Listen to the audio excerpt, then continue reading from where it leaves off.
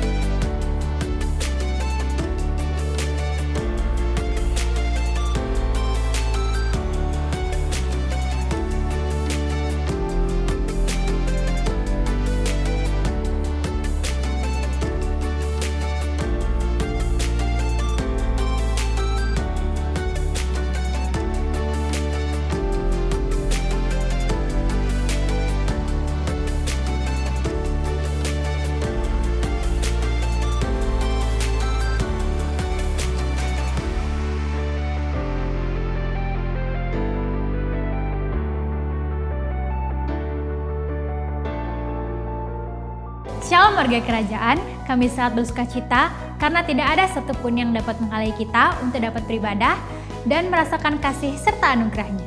Melalui online streaming ini, kami percaya saudara akan diberkati dan kita bisa menyembah Raja di atas segala Raja. Mari siapkan hati, waktu, dan ajak anggota keluarga saudara untuk ikut menyanyi, menyembah Tuhan, dan fokus kepadanya. Catat dan renungkan khotbah yang dibagikan, ucapkan syukur atas kehadiran dan berkat Tuhan. Kami percaya melalui ibadah ini, kebaikan dan anugerah Tuhan tercurah atas kehidupan kita semua.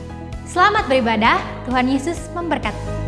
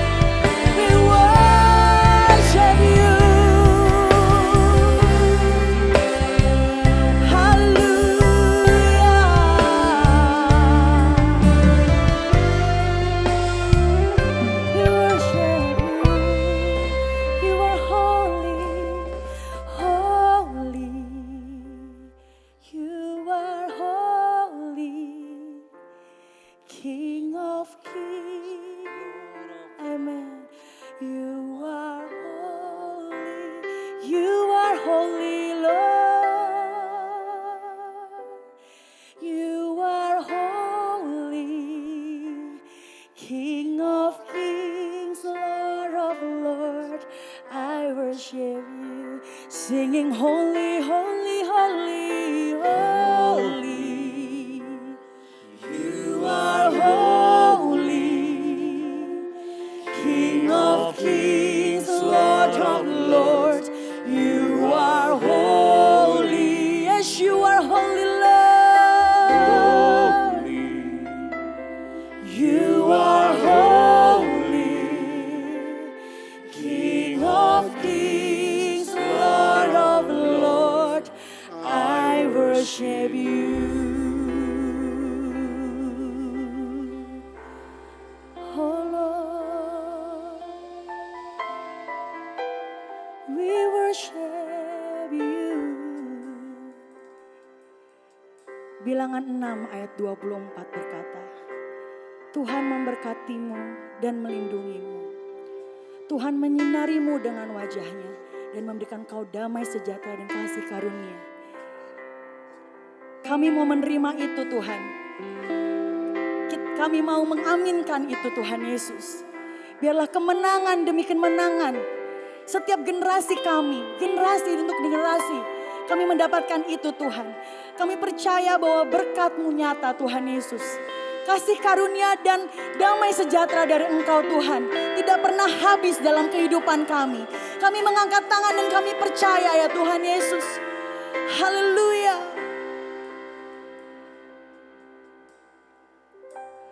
Lord bless you and keep you. Make His face shine upon you. Be gracious to you. Lord turn His face toward you and give you peace. Amen. Katakan sama-sama saudara. Lord bless you and keep you.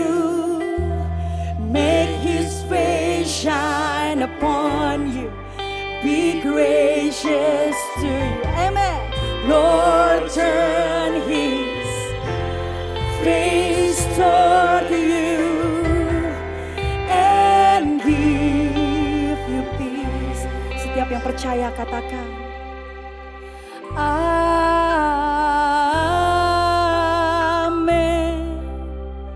Amen. Amen. Amen.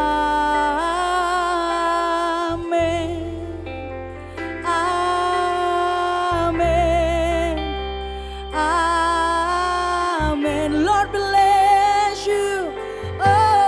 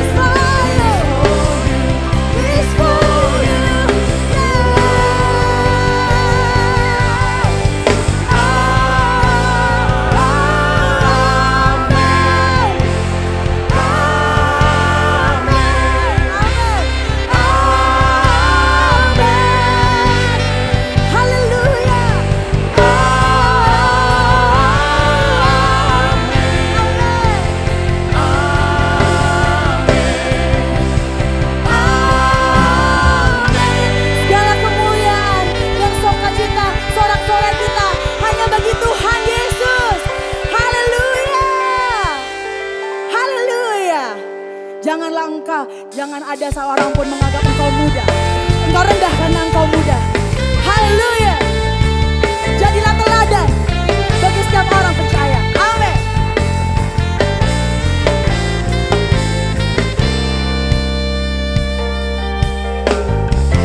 Janganlah ada seorang pun jua menganggap rendah oleh karena kita muda. Pertahankan hidup kita tetap bersih di mata Allah dengan menjaga sesuai firman-Nya. Katakan janganlah ada seorang pun jua menganggap rendah oleh karena kita muda. Pertahankan hidup kita tetap bersih di mata Allah dengan menjaga segenap firman-Nya. Jadilah teladan bagi orang-orang percaya. Amin. Dalam perkataan, dalam kesaksian hidup kita. Amin. Janganlah kesaksian kita di tengah kecemaran dunia. Jadilah teladan di tengah-tengah dunia. Saya undang saudara sendiri, katakan haleluya.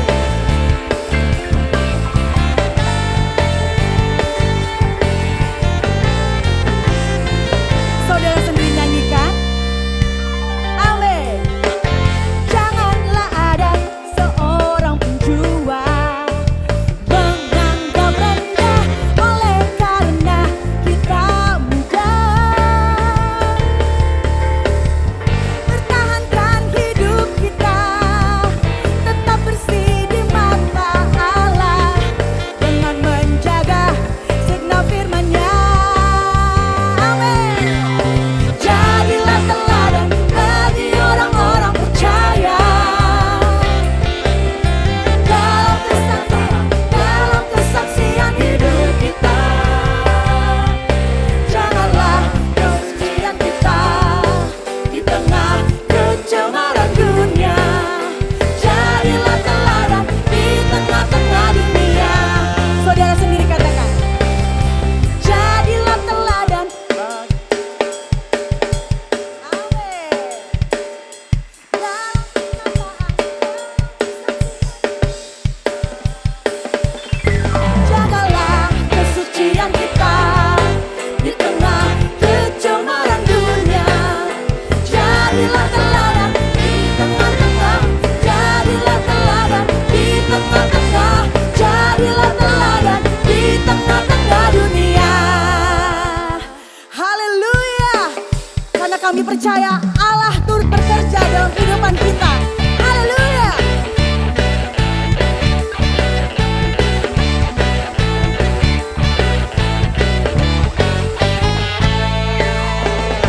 It's gonna be a revival in the land.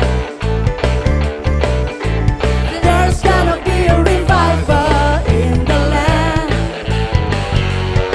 From the north to the south, from the east to the west.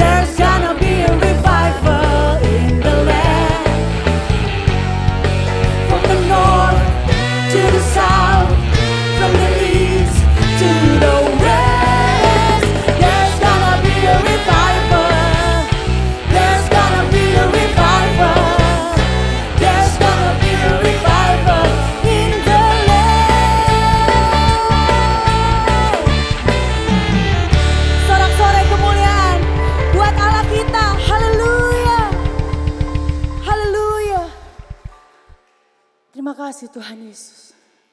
Semua karena anugerah-Mu dan kemurahan-Mu Tuhan dalam kehidupan kami. Terima kasih Tuhan.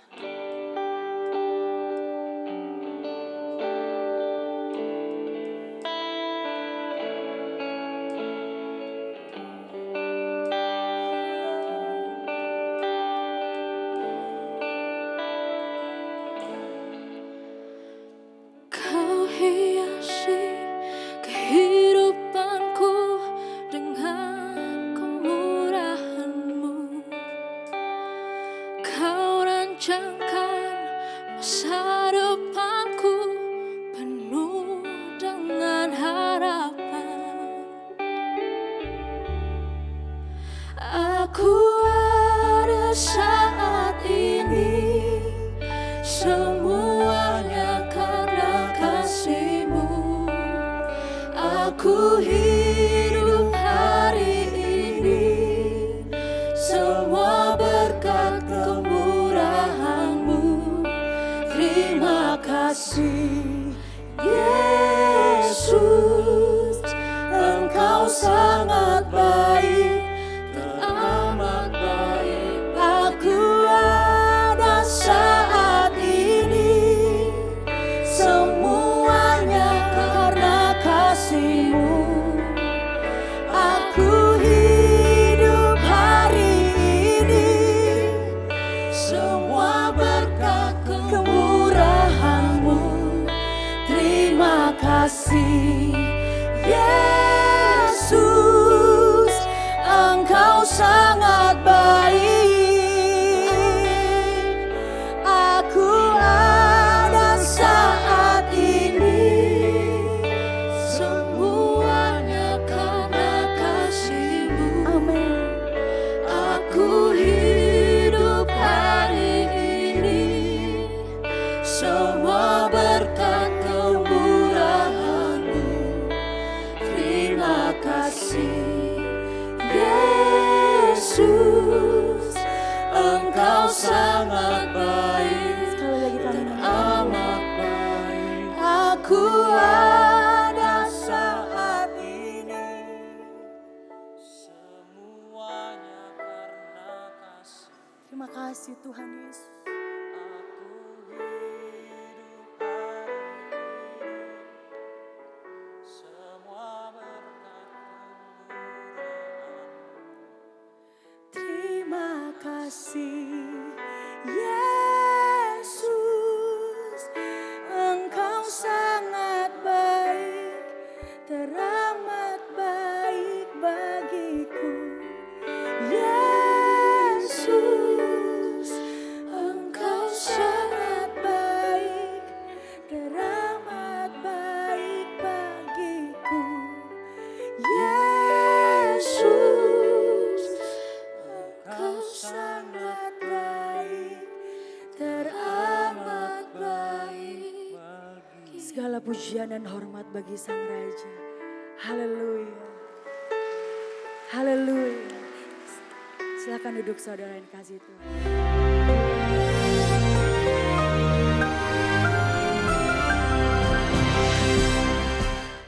Shalom warga kerajaan. After Jordan, what next? Kita belajar dari minggu-minggu yang lalu tentang perjalanan mengikut the master, mengikut sang guru. Karena itu murid-murid yang ada di Betel dan Jericho memanggil Elia itu Rabi. Ya, mereka bilang Rabi itu my teacher. Tetapi mentoring tidak cukup. Karena itu saya mendapat anugerah Tuhan bahwa saya mengajarkan fathering leadership style. Ya, kita melihat bagaimana Elisha mengerti ini. Karena apa? Sebetulnya dia punya seorang bapak yang baik ya. Tidak banyak dibicarakan tentang yaitu Syafat, ayah daripada Elisha.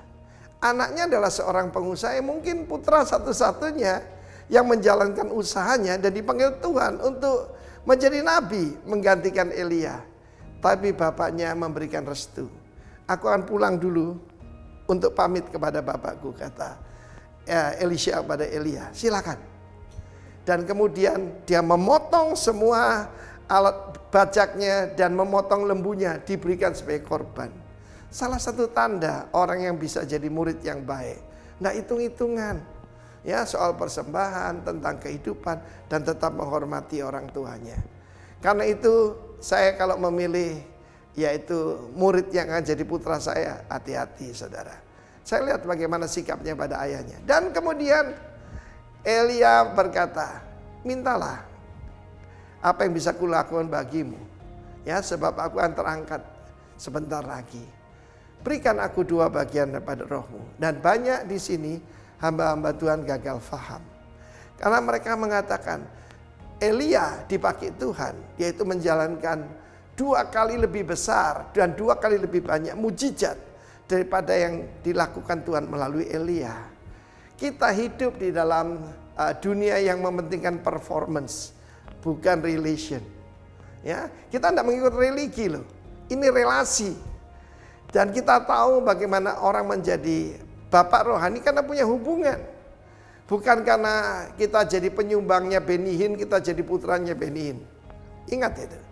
Dan pada saat itu dia berkata, yang kau minta sukar. Tapi apabila engkau bisa melihat aku terangkat ke sorga, maka terjadi kepadamu. Karena itu setiap anak-anak Tuhan, saya tidak ngerti kenapa mesti tunduk kepala, pejamkan mata. Yesus kalau berdoa melihat ke langit. Mari kita tiru Tuhan Yesus. Supaya kita tahu apapun masalah di dunia ini ada jalan keluar. Karena dia ada di sebelah kanan Allah Bapa yang Maha Kuasa. Saudara yang kasih Tuhan, jadikan aku your firstborn son. 2 bagian rohmu itu jadikan aku putra sulungmu. Dan kemudian ketika Elia terangkat, jubahnya lepas dan turun diambil oleh Elisha. Tapi dia menyobek jubahnya sendiri dan memakainya. And the rest is history. Bagaimana dia dipakai Tuhan secara luar biasa. Saya bersyukur Tuhan memberikan orang tua rohani dalam hidup saya. Salah satunya Bapak Pendeta Dr. Alex Abraham yang sekarang sudah bersama Tuhan Yesus. Dan saya belajar banyak sekali pada beliau. Dan karena beliau memberikan banyak kesempatan pada saya juga melakukan yang sama kepada anak-anak rohani saya. Bagi Anda yang mendengarkan berita ini, dan Anda tidak punya bapak rohani, dan para pemimpin yang tidak punya putra-putra rohani, biarlah kita sadar, life is a journey. Dan itu sukses ketika kita bisa memberikan tongkat estafet pada pemimpin berikutnya. Tuhan memberkati, dan kiranya Tuhan memberkati Anda punya bapak rohani dan punya putra rohani. God bless you warga kerajaan. Capailah destinimu in Jesus name. Amin. Shalom warga kerajaan.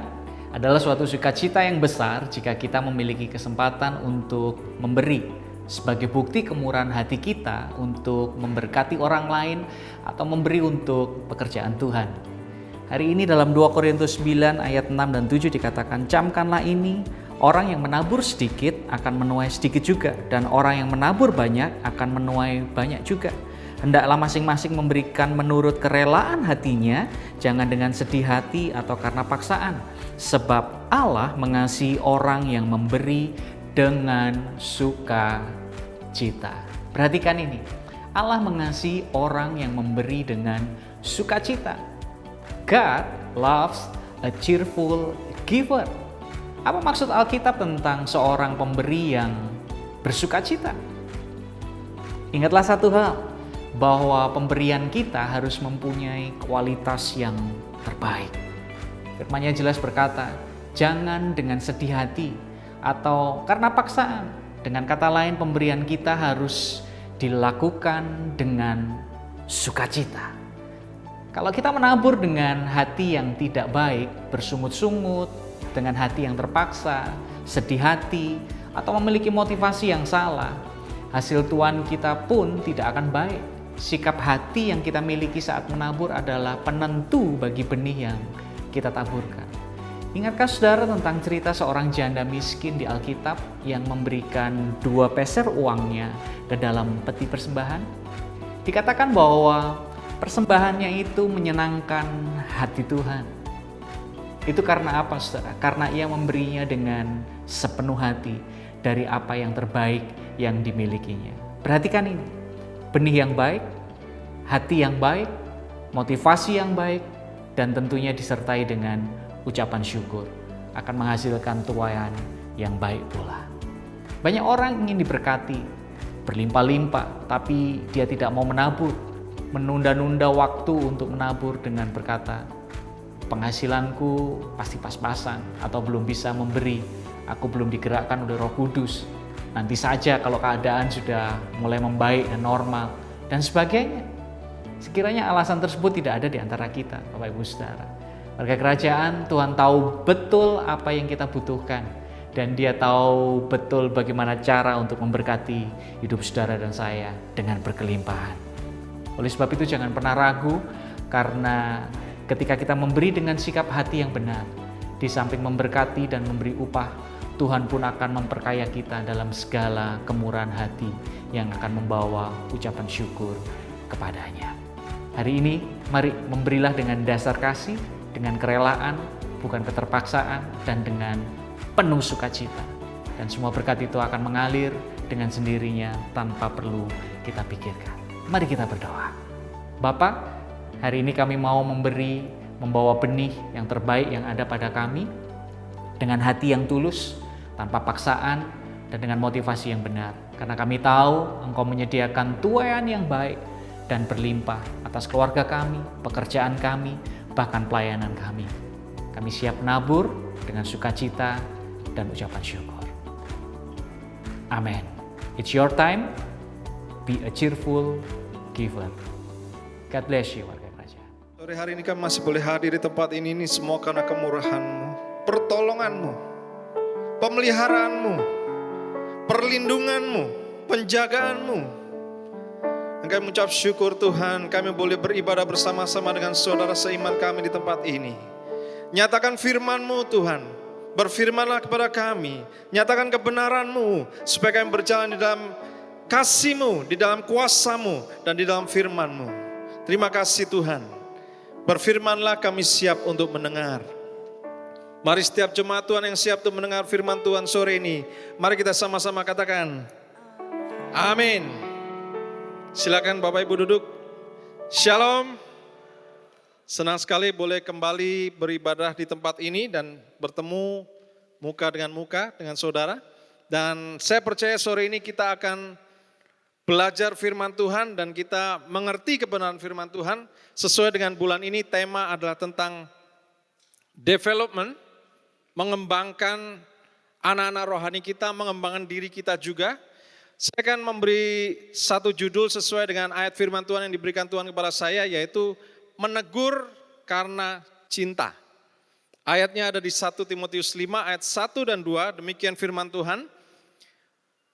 Janganlah engkau keras terhadap orang yang tua, melainkan tegurlah dia sebagai bapa. Tegurlah orang-orang muda sebagai saudaramu, perempuan-perempuan tua sebagai ibu, dan perempuan-perempuan muda sebagai adikmu dengan penuh kemurnian.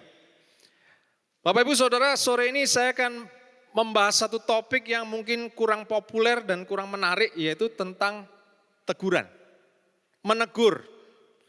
Karena itu saya kasih judulnya menegur karena cinta, menegur dengan cinta. Kenapa saudara saya kasih judul menegur karena cinta?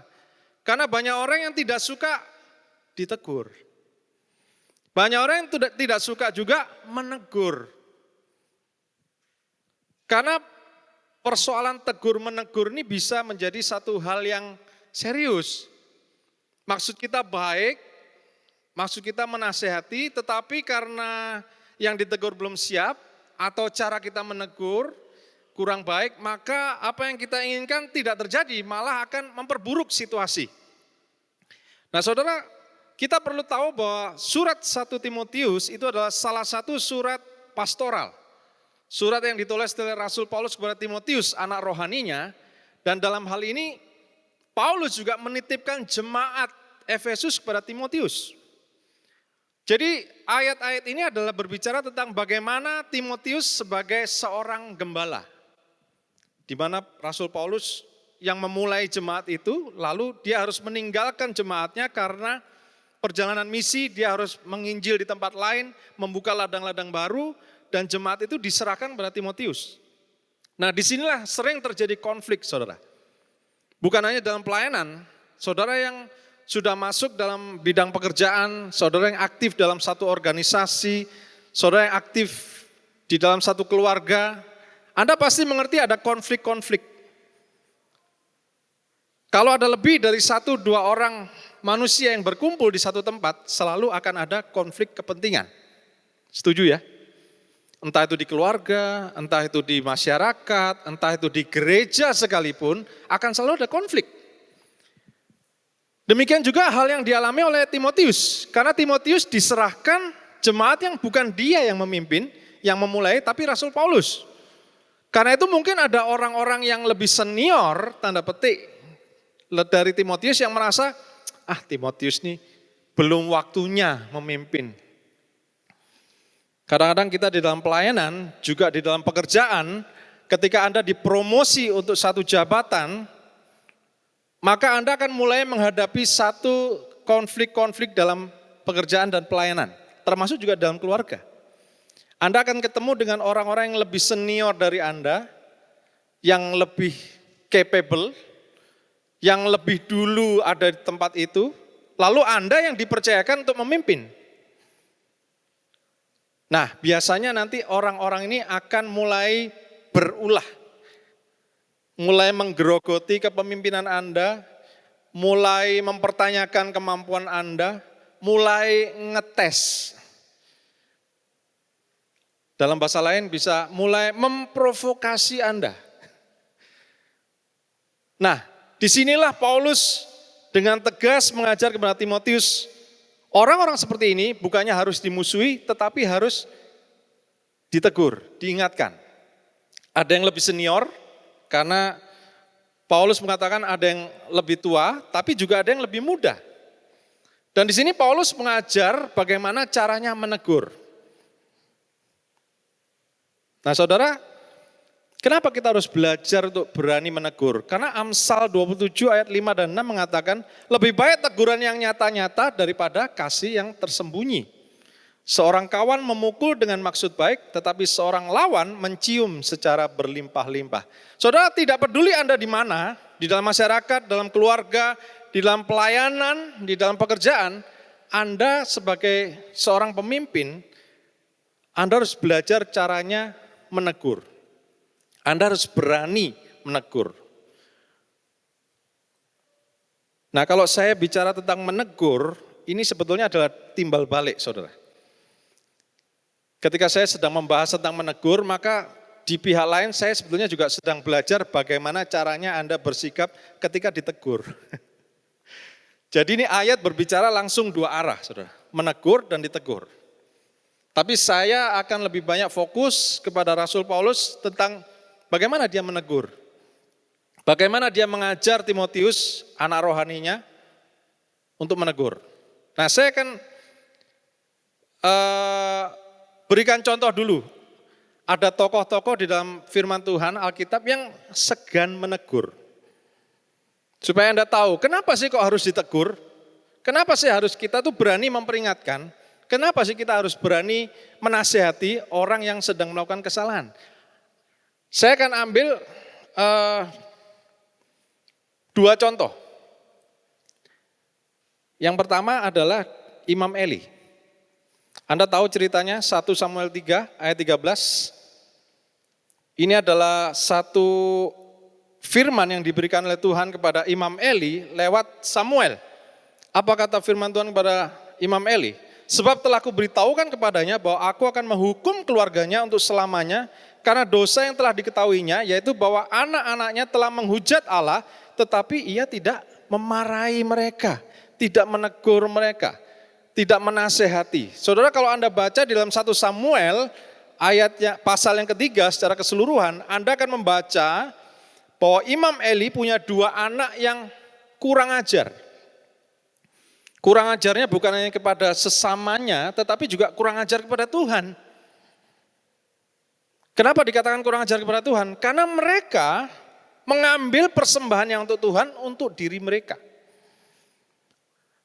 Anda kalau pernah membaca 1 Samuel 3, Anda akan tahu bahwa Hofni dan Pinehas itu betul-betul preman, saudara. Nah, sayangnya dia bukan preman-preman di jalanan, tapi dia premannya di dalam rumah Tuhan. Ini kebangetan, saudara. Saudara bisa bayangkan bahwa ada umat Tuhan, bangsa Israel yang mempersiapkan persembahannya dengan baik. Mungkin dia sudah memilih kambing domba yang terbaik, sudah menabung sekian lama untuk membawa persembahannya, mungkin berupa uang, perhiasan, ditabung dari hasil keringatnya. Tetapi oleh Hofni dan Pinehas dikorup, diambil duluan. Sebelum masuk rumah Tuhan, diperiksa dulu. Kalau ada yang bagus, diambil dulu. Ini betul-betul kurang ajar. Bahkan mereka memilih bagian-bagian dari daging yang mau dipersembahkan pada Tuhan, dipilih yang bagian terbaik dulu. Bukan hanya itu, mereka juga melakukan pelanggaran-pelanggaran asusila. Kepada pelayan-pelayan Tuhan yang wanita di dalam rumah Tuhan, mereka melakukan pelecehan-pelecehan. Dan sebetulnya bapaknya tahu, tapi enggak ditegur, enggak dinasihati. Bapaknya cuma bilang, jangan nak, enggak boleh itu. Tapi enggak pernah diambil tindakan tegas. Padahal ini betul-betul sudah kelewatan. Apa yang terjadi? Mereka dihukum mati. Karena apa? Karena Imam Eli tidak mau menegur, tidak mau menasihati, tidak mau ambil hukuman. Seharusnya itu sudah dihukum, bukan hanya sekedar dimarahi, tapi levelnya sudah harus dihukum.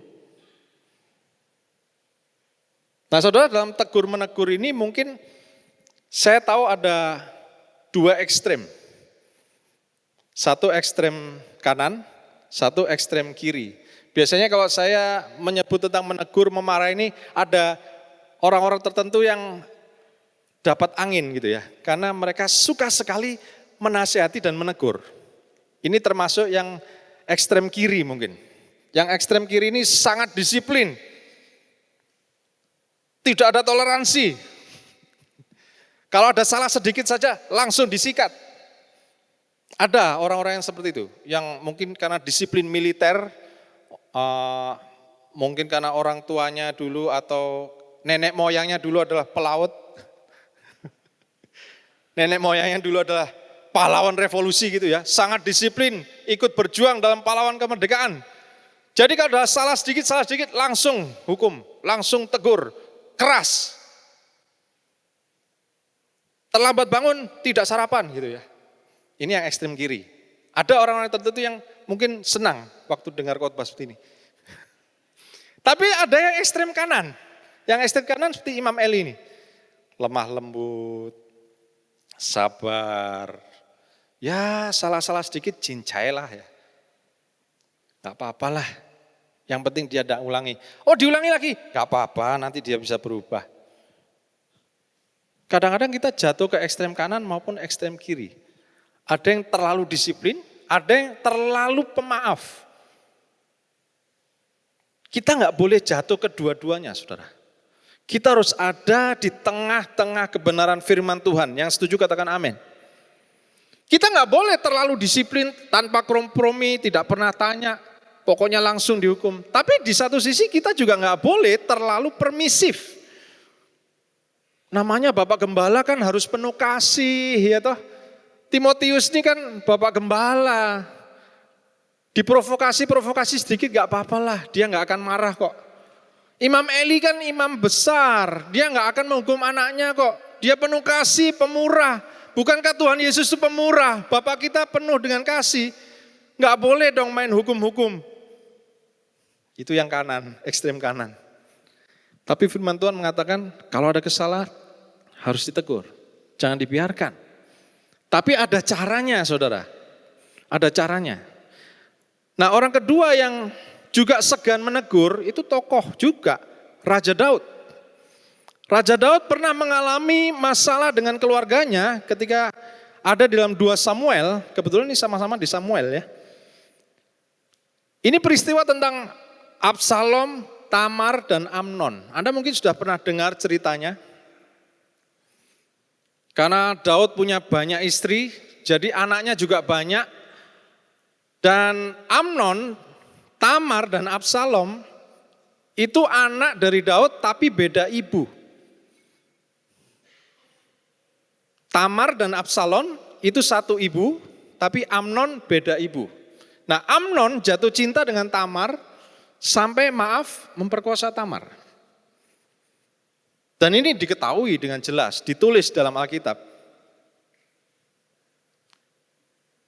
Sebetulnya itu adalah aib. Itu adalah kejahatan. Memperkosa. Tapi Daud tidak ambil tindakan. Memang dikatakan di ayat itu bahwa Daud memarahi, Daud marah. Tapi nggak ditulis bahwa Daud kemudian menghukum Amnon. Apa yang terjadi? Karena tidak diambil tindakan, Absalom memendam kepedihan, sakit hati. Saudara, kalau Anda tidak menyelesaikan konflik yang kecil, Anda tidak selesaikan, itu akan membesar, dan membesar. Mungkin di permukaan tidak kelihatan, tetapi akan disimpan. Karena itu kita harus mengambil tindakan, berani membuka kesalahan, menegur, kalau memang diperlukan. Supaya apa? Supaya yang melakukan kesalahan tahu bahwa dia keliru. Kalau enggak, saudara, Anda biarkan pelanggaran kecil, dibiarkan. Apa yang terjadi? Dia akan merasa tidak salah. Para orang tua di sini mungkin mengerti maksud perkataan saya ketika saya berkata sebagai orang tua, sebagai yang senior, kita harus mendidik anak-anak kita. Kenapa? Karena kalau kita tidak mendidik anak-anak kita, dia tidak akan tahu kalau dia melakukan kekeliruan. Kalau kita tidak mengajar anak-anak kita, kalau kita tidak mendidik mereka kan kebablasan. Nanti kalau sudah besar, masyarakat yang akan mendidik mereka. Pilih mana? Kita yang didik atau masyarakat yang didik? Lebih baik kita kan? Amin. Apalagi itu adalah tugas kita, tanggung jawab kita sebagai orang tua. Mendidik, mengajar anak kita. Kalau ada kekeliruan, diingatkan. Daud dan Imam Eli adalah satu contoh bagaimana mereka membiarkan pelanggaran itu terjadi. Nah, sekarang saya akan masuk ke isi firman sebenarnya. Menegur itu bukan benci. Amin.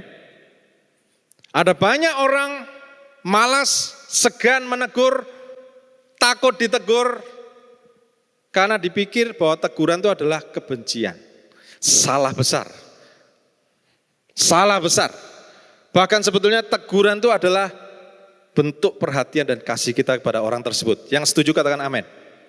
Amin.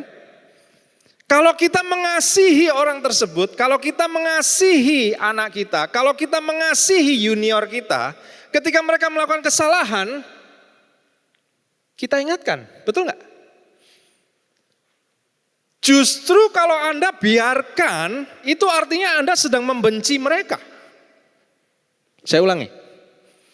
Kalau Anda melihat orang melakukan pelanggaran, Anda melihat orang melakukan kesalahan, lalu Anda biarkan, itu berarti Anda sedang membenci mereka. Karena apa? Mereka sedang menanggung resiko sendiri. Anda tidak mengingatkan, Anda tidak menasehati. Justru karena kita mengasihi mereka, kita harus menasehati mereka. Mengingatkan, menegur. Paulus mengajar Timotius bagaimana caranya untuk mengasihi dengan cara menegur. Karena itu saya beri judul khotbah saya menegur karena cinta. Karena kita mengasihi, justru kita harus menegur, mengingatkan. Nah, kata asli menegur itu adalah parakaleo. Yang artinya bukan sekedar menegur, tetapi di dalam parakaleo itu ada artinya memohon. Memohon dengan baik-baik. Ada exhortation itu peringatan, memang ada peringatan juga. Tapi yang terakhir Anda lihat ada pray, mendoakan. Jadi menegur itu ada 3 unsur, saudara. Mendoakan, ini yang paling penting. Kalau Anda sekedar tegur, menegur, menasehati, memarahi, tanpa Anda doakan, dia tidak akan berubah. Amin. Jadi kalau Anda menegur, menasihati, mengingatkan seseorang, sebetulnya Anda juga punya kewajiban untuk mendoakan dia. Karena teguran itu kepada orang tersebut, dan kita berdoa, minta Tuhan supaya dia berubah. Jadi bukan cuma perkataan kita yang kita keluarkan, tetapi juga pekerjaan Roh Kudus dinyatakan dalam hidup orang itu. Kalau ada orang yang melakukan kekeliruan, kesalahan, jangan kita terpancing untuk segera mengeluarkan kata-kata yang keras. Tapi harus dengan lemah lembut, memohon. Karena menegur itu juga ada unsur memohonnya. Harus bilang dengan baik-baik. Bukan dengan nada tinggi.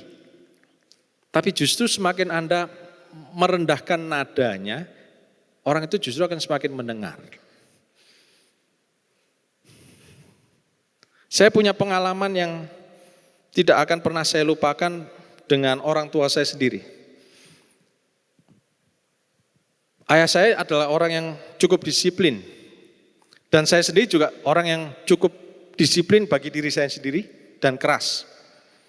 Jadi kalau ada hal-hal yang saya rasa tidak cocok, saya berani untuk berargumen. Nah, saya belajar bahwa ketika ayah saya menegur saya lalu saya berargumen, semakin tinggi nada bicara ayah saya kepada saya, maka saya juga akan menaikkan level nada bicara saya. Kenapa? Karena itu adalah self defense kita. Kita tidak suka ditegur, kita tidak suka diingatkan. Karena itu ketika kita diingatkan, ditegur, dimarahi, kita sengaja mau membela diri kita. Semakin tinggi nada peringatannya, semakin tinggi juga nada pembelaannya. Ya Pak ya? Kalau Anda misalnya punya anak yang nakal, Anda marahi, semakin keras Anda marahi, anak itu mungkin juga akan semakin keras bantah Anda. Saya pernah punya pengalaman dengan itu. Tapi saya belajar bagaimana untuk menegur, menasihati dengan nada yang saya turunkan. Saya ajak omong baik-baik.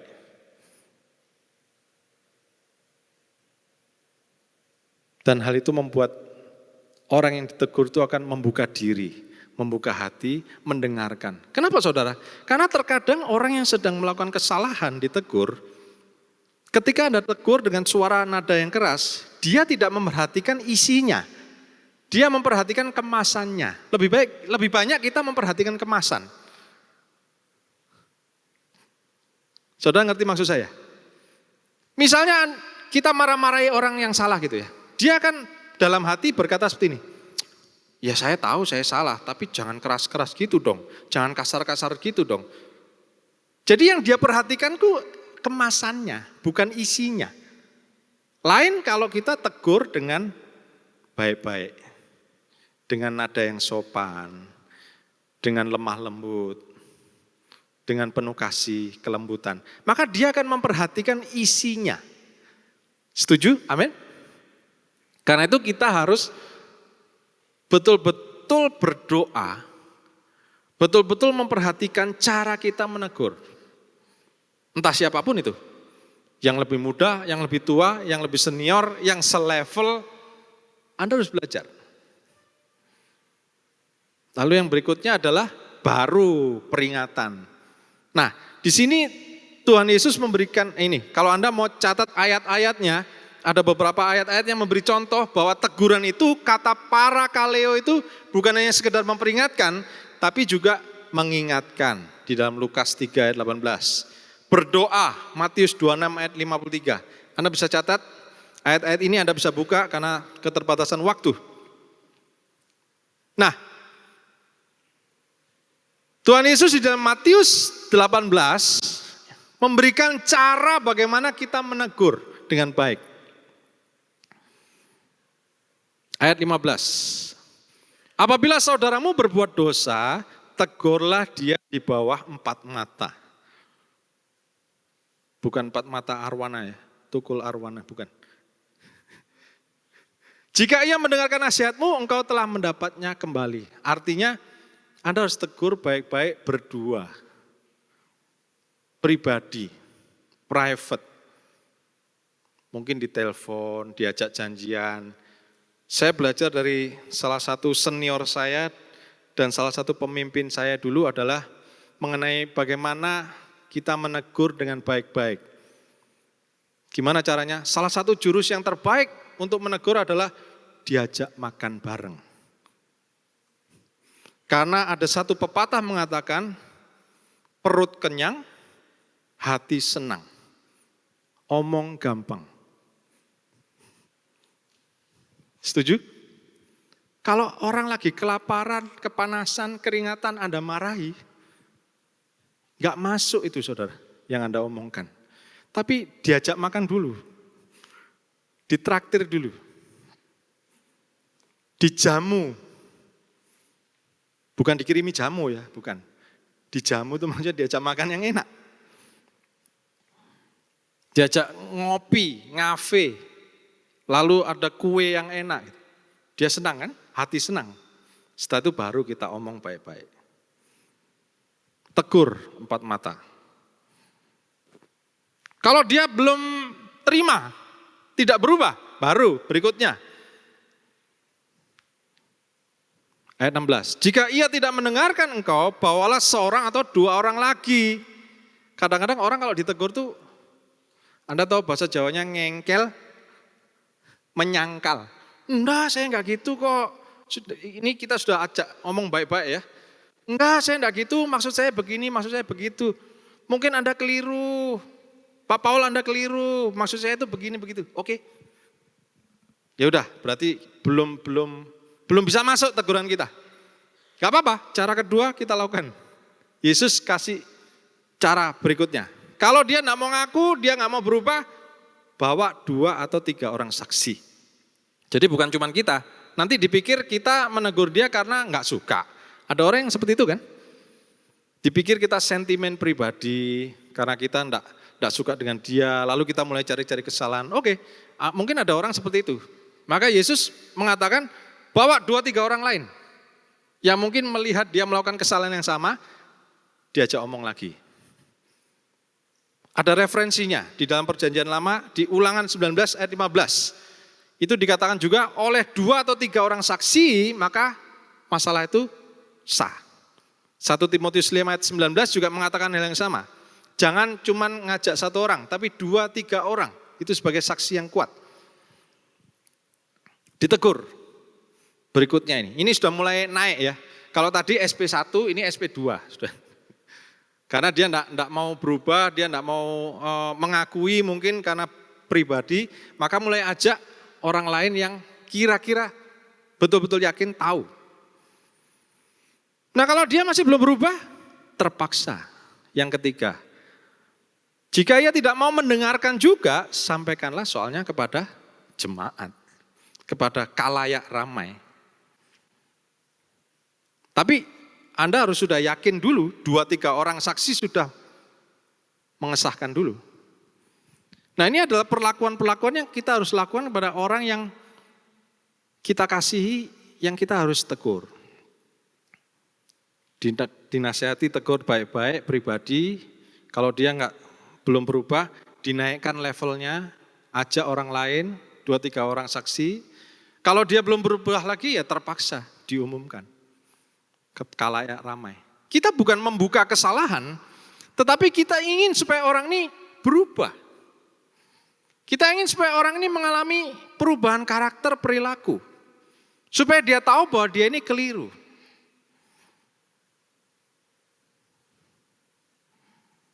Ini yang harus kita lakukan.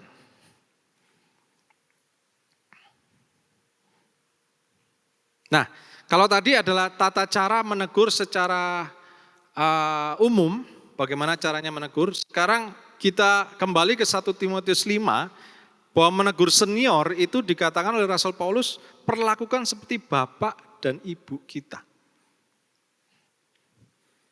Harus sabar, harus penuh kasih, perhatian.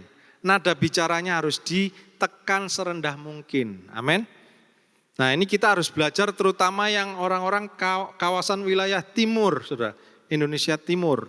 Karena nada bicara orang wilayah timur itu cenderung naik di akhir kalimat. Maaf yang dari timur ya, maaf. Terkadang kita tanpa sadar nada bicara kita naik di akhir. Bagaimana kabarmu? Waktu saya pindah sini 15 tahun lalu saya terkaget-kaget. Ada mata Manyala yang selalu menyapa saya. Karena saya dari daerah tengah, cenderung ke arah barat. Jadi ngomongnya agak halus. Daerah timur nih kalau ngomong nada bicaranya naik, sudah. Hati-hati di jalan. Dipikir diajak berkelahi.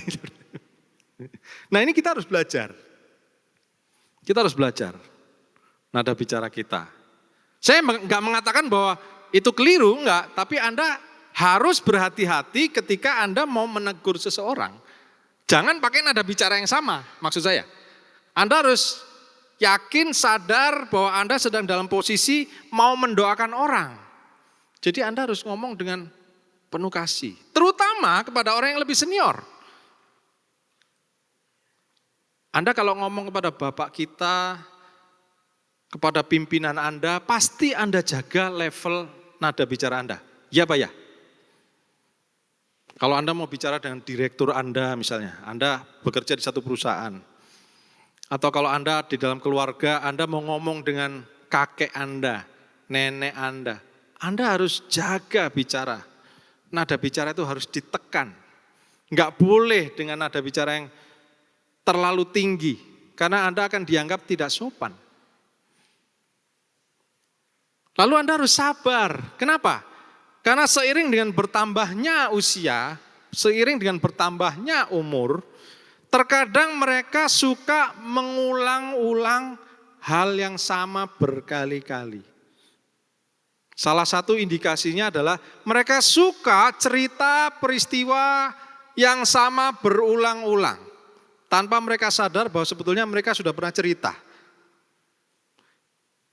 Yang punya orang tua masih diizinkan umur panjang pasti mengerti maksud saya. Kadang-kadang mereka ini, maaf ya, seperti kaset yang diulang-ulang terus. Kalau Anda tinggal dengan orang tua yang sudah sepuh gitu ya, tanpa sadar mereka akan cerita pengalaman 5 tahun yang lalu, 10 tahun yang lalu. Nanti sore cerita lagi, 5 tahun yang lalu begini, 10 tahun yang lalu. Nanti besok diulangi lagi. Kenapa? Karena itu memori mereka. Ya melatih memori mereka supaya nggak lupa. Nggak masalah. Tapi sulitnya adalah kadang-kadang mereka juga mengulangi kesalahan-kesalahan yang sama. Selain cerita-cerita yang sama, mereka juga mengulangi kebiasaan-kebiasaan yang lama. Yang sudah diingatkan misalnya, jangan dilakukan, nanti besok diulangi lagi. Jadi kita harus dilatih sabar. Sabar menghadapi yang lebih senior. Karena itu kita harus doakan. Kita bukan sekedar menegur, tapi kita juga harus doakan. Ini yang senior. Bagaimana dengan yang junior? Kalau yang junior, Paulus mengatakan perlakukan sebagai saudaramu, sabar juga, sama. Perlakukan sebagai adikmu, kalau yang perempuan. Penuh kemurnian, apa maksudnya penuh kemurnian? Tidak punya motivasi yang lain. Memperlakukan dengan penuh hormat. Harus penuh dengan memperhatikan etika, simpatik. Kalau Anda sebagai pria menegur seorang wanita yang lebih muda, hati-hati. Ada tempatnya. Jangan berdua. Nenek bilang itu berbahaya. Cari tempat yang terbuka. Ada saudara yang lain. Kalau Anda wanita mau menegur yang pria, cari waktu yang tepat. Cari lokasi yang tepat. Perlakukan dengan penuh hormat, penuh kemurnian. Itu kata Rasul Paulus. Dan kita harus memegang cara-cara ini dalam hati kita. Amin. Ini adalah cara-cara kita menegur menurut 1 Timotius 5. Senior dan junior. Baik, saya sampai di akhir dari firman Tuhan ini. Saya percaya bahwa teguran itu perlu, isinya perlu, caranya juga perlu. Kenapa teguran itu perlu? Karena kita semua ingin bahwa hidup kita dipakai Tuhan luar biasa. Saya akan tunjukkan satu cuplikan video singkat tentang salah satu olahraga yang cukup terkenal, yaitu balap Formula 1. Kalau Anda penggemar motor balap, mobil balap, Anda pasti pernah lihat video seperti ini. Saya akan tunjukkan bagaimana sebuah mobil Formula 1 itu bisa memiliki kecepatan yang demikian luar biasa. Tolong media bisa bantu. Video yang pertama.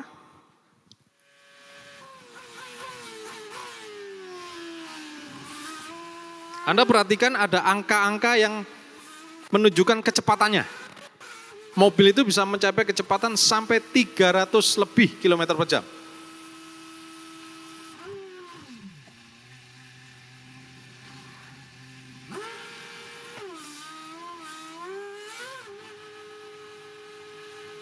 Ini dia baru keluar dari pit, ganti ban.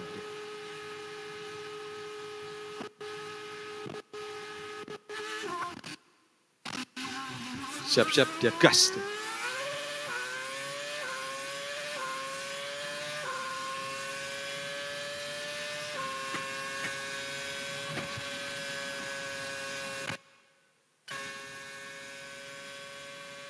Terus naik 300 sampai. Nah, Anda lihat ada yang di bawah angka itu ada throttle hijau dan brake merah. Oke, thank you media. Ada throttle yaitu gas warna hijau dan ada merah brake rem. Apa yang terjadi kalau mobil itu hanya punya throttle gas dan gak ada rem? Kita lihat video berikutnya. Hey, look at that's Michael Schumacher. Now, that's an indication of how hard he was trying, and that is the first time in my memory that anything like that has happened as Ini dia dramatically telat as Michael ngerem. Schumacher, with the car being very badly damaged. Telat ngerem.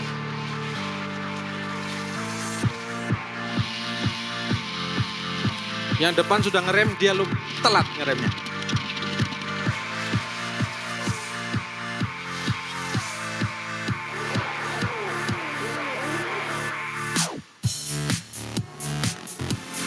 Oh, there's problems there as well. That's Sutil, and there's a Toyota there. Was that Jarno Trulli? Oke, It is Jarno terima kasih Trulli. media. So drama. Kembali ke PowerPoint saya.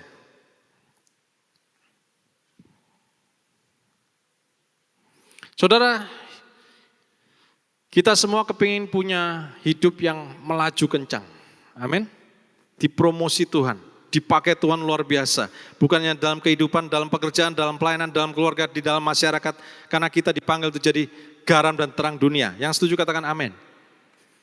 Dan kita semua kepingin seperti mobil Formula 1 yang melaju dengan kencang.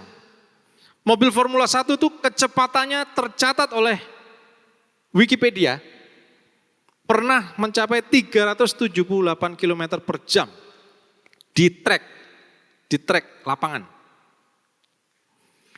Kalau dia nggak di trek, dia di padang gurun lurus di Mojave, itu bisa sampai 400 km per jam. Tapi semua kecepatan ini akan sia-sia kalau dia tidak punya yang namanya rem.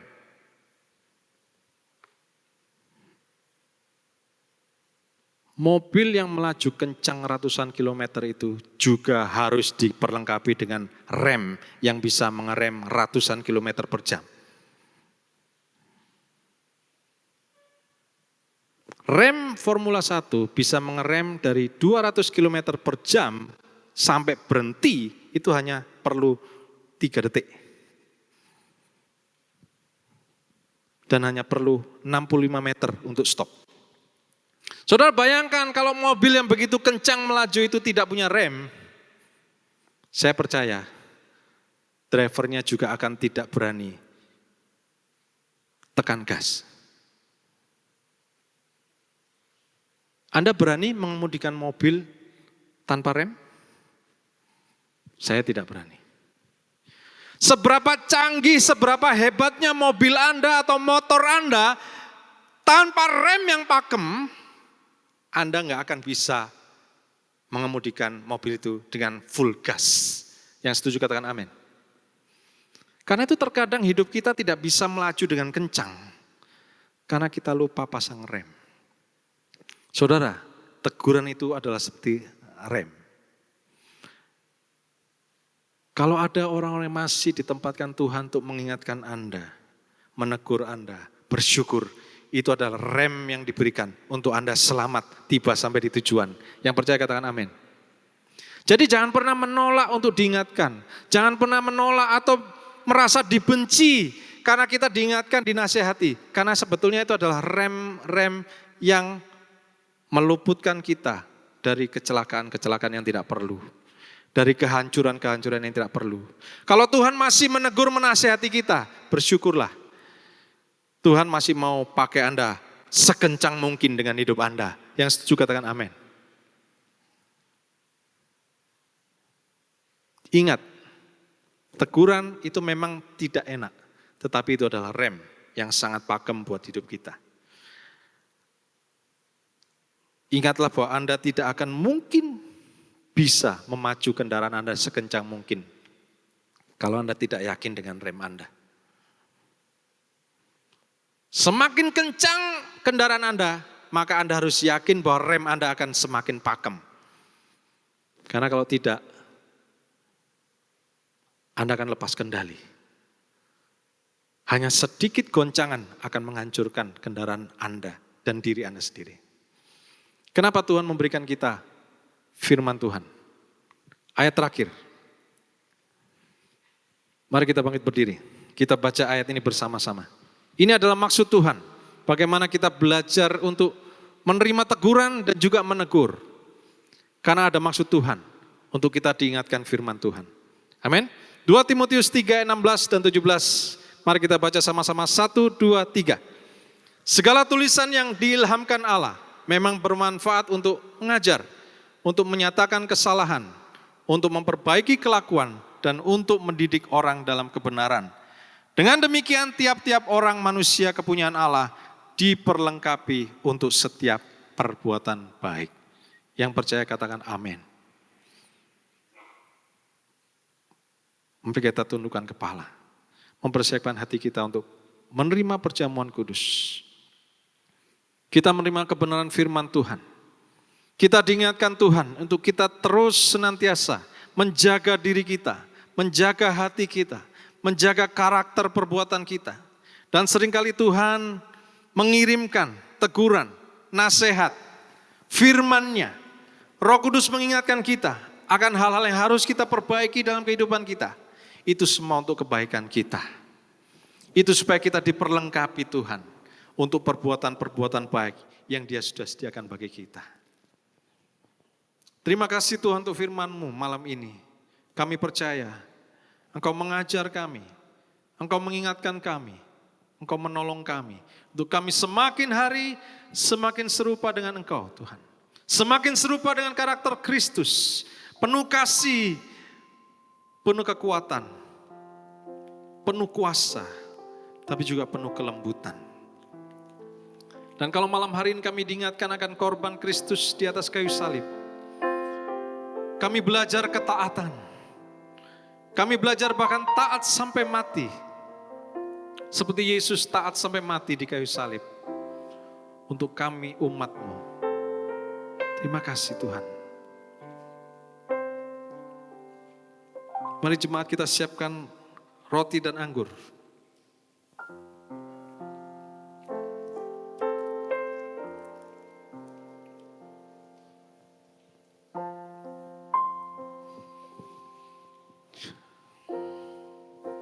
Kita angkat roti ini di tangan kita. Kita mengucap syukur bahwa Tuhan masih mengingat, mengasihi kita. Ku telah mati dan tinggalkan cara hidupku yang lalu.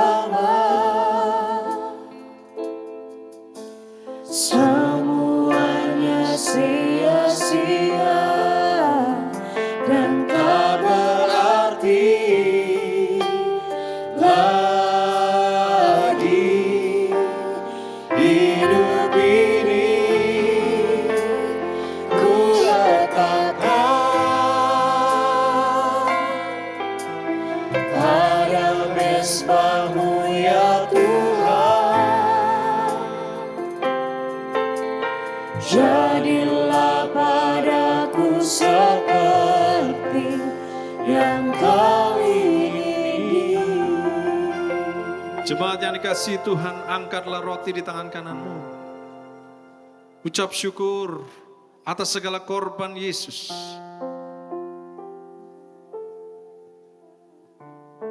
Karena kebaikan dan kemurahannya, kita dijaga, kita dilindungi, kita diberkati. Kita dijauhkan dari segala sakit penyakit. Kita dipulihkan.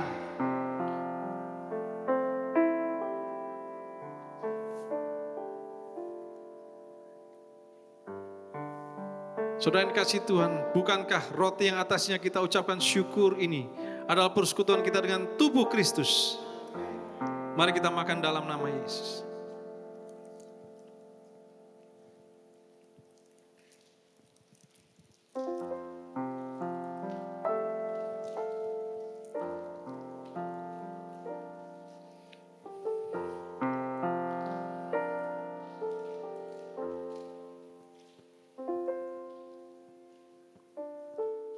Bukankah cawan yang atasnya kita ucapkan syukur ini adalah bukti persekutuan kita dengan darah Kristus? Mari kita minum dalam nama Yesus.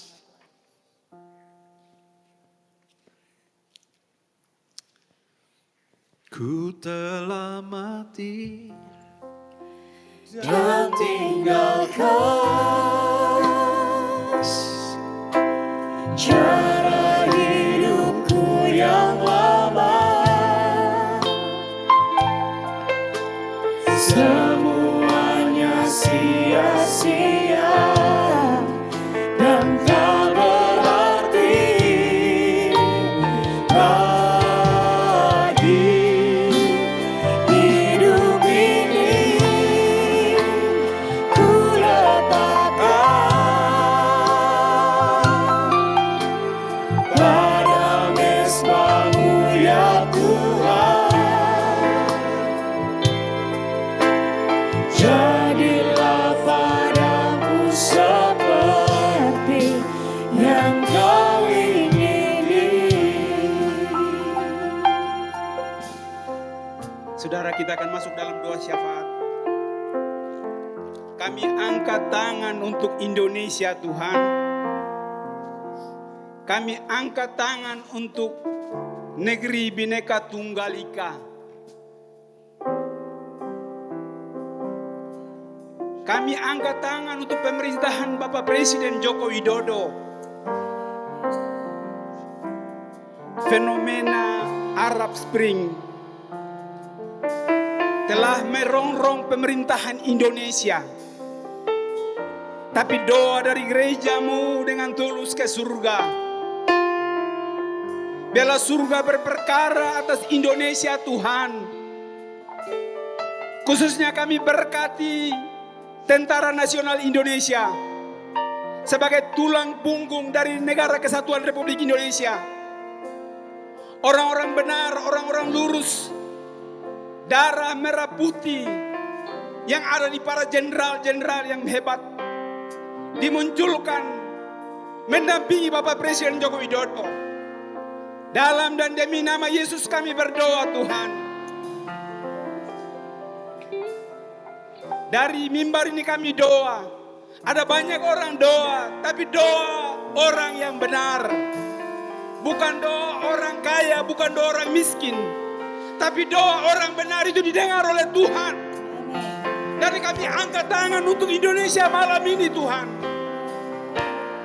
Dalam demi nama Yesus, kirimkan orang-orang baik, orang-orang ahli di bidang mereka. Ahli di bidang politik, ahli di bidang ekonomi, ahli di bidang pertambangan dan kelautan, ahli di bidang sosial dan budaya, ada di sekeliling Bapak Presiden Joko Widodo, sehingga memimpin rakyat ini ke arah kebenaran, keadilan, kemakmuran dan kesejahteraan Indonesia dalam nama Yesus. Dalam nama Yesus, Tuhan. Terima kasih Bapa. Ini seruan kami gereja-Mu. Ini doa kami gereja-Mu, Tuhan. kurang lebih 2 minggu yang akan datang, akan lahir pemimpin-pemimpin daerah di kabupaten, kota, dan provinsi. Kami berdoa dalam nama Yesus. Tuhan, banyak orang yang menonjolkan diri mereka, tapi Tuhan yang tahu siapa yang terbaik untuk kota dan daerah ini. Dalam nama Yesus, hadirkan, biarlah sungguh semua orang yang lurus, orang yang jujur untuk memimpin negeri kami. Dalam dan demi nama Yesus kami berdoa. Terima kasih Bapa. Kami mengucap syukur. Sore hari ini kami diberkati. Nyanyian pujian yang dikumandangkan dari mimbar ini, biarlah kami persembahkan untuk hormat kemuliaan nama-Mu. Gereja modern hari ini mereka pergi ke Hollywood, meninggalkan roh di Holy Spirit. Tapi dari mimbar ini Tuhan, Engkau pakai anak-anak muda ini. Biarlah urapan, wibawa dan otoritas Daud mengalir atas mereka. Supaya apa yang mereka kerjakan untuk hormat kemuliaan nama-Mu. Demi nama Yesus, demi nama Yesus, kami mengucap syukur untuk pertemuan ini. Sebab inilah pertemuan yang agung, pertemuan yang sangat berwibawa. Karena Engkau hadir di tengah kami. Dan kami pulang dengan membawa berkat. Terima kasih Tuhan. Inilah syafaat kami. Haleluya, haleluya. Saudara, kita angkat kedua tangan kita untuk menerima berkat Tuhan. Tuhan memberkatimu, memberikan sukacita, damai sejahtera dalam kehidupan rumah tanggamu. Tuhan melindungimu, menjaga keluar masuk rumahmu.